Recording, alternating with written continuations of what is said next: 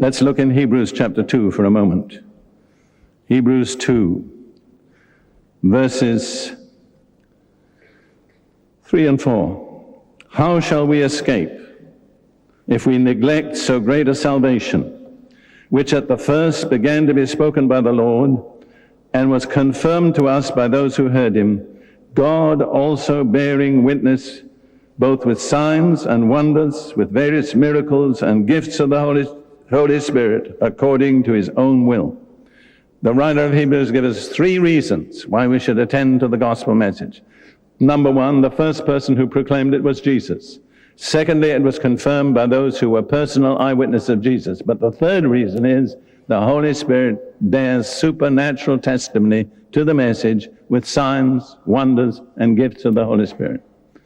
And the unbelieving world has a right to expect from the church that that's what we'll do. We're living below the level of the will of God if we just present an intellectual message and quote a few scriptures. Some people will get saved, it's wonderful, but it's not God's best. Now, I want to give you one further reason for the gift of the Holy Spirit, for the baptism. It's stated in 1 Corinthians chapter 12. 1 Corinthians chapter 12 and verse 13. Now this is verse 13. This is one of the most misunderstood verses in the whole of the New Testament. And actually it's mistranslated. And it's mistranslated because the translators had a preconception of what they thought Paul was trying to say. Now, I have to say, I've learned Greek since I was 10 years old. I am totally confident of the correctness of what I'm saying. And if I weren't, I wouldn't say it. The text that I have, and most of the other translations read the same. 1 Corinthians 12:13.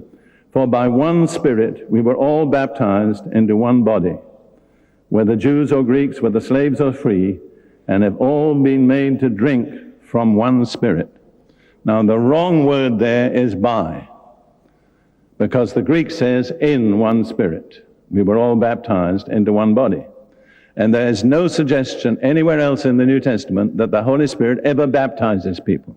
People are baptized in the Holy Spirit, but the Holy Spirit doesn't baptize them. We are born again of the Holy Spirit. That's what brings us into the body. Now, the word emphasized there is the word one. What Paul is saying is the purpose of the baptism is to produce unity in the body. In one Spirit, we were all baptized into one body. We're all given to drink of one Spirit. 3 times he uses the word one. You see, I pointed out to you before, with regard to the use of the word baptize in and into. When you are baptized, you're baptized in something and baptized into something. But in both the other cases, John's baptism and Christian baptism, in actual fact, the people were already in what they were baptized into. For instance, John's baptism was a baptism of repentance, but he wouldn't baptize people who hadn't repented. So the baptism of John didn't produce repentance. It was his acknowledgement that they had repented. And then Christian baptism in water, we're baptized into Christ. But when we are baptized, we are already in Christ. Otherwise, we have no right to be baptized. So being baptized in water doesn't put us in Christ. It seals us as having been in Christ. And the same with this. In one Spirit, we were all baptized into one body.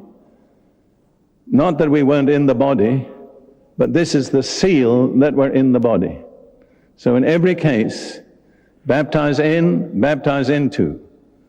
In is the medium. With John's baptism, it is water. With Christian baptism, it is water. With the Holy Spirit, it was the Holy Spirit. What we're baptized into is something that we're already in, but it marks us out as being in. In repentance, in Christ, in one body. But what we need to bear in mind, and this is one of the tragedies of recent church history, the baptism in the Holy Spirit is designed to produce unity in the body.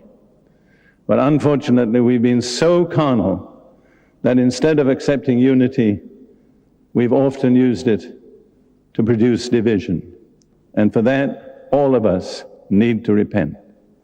So bear in mind, the baptism of the Holy Spirit is designed to make you know that you're part of one body, and that every other true believer, no matter of what denomination or what race or what culture, is a member of the same body.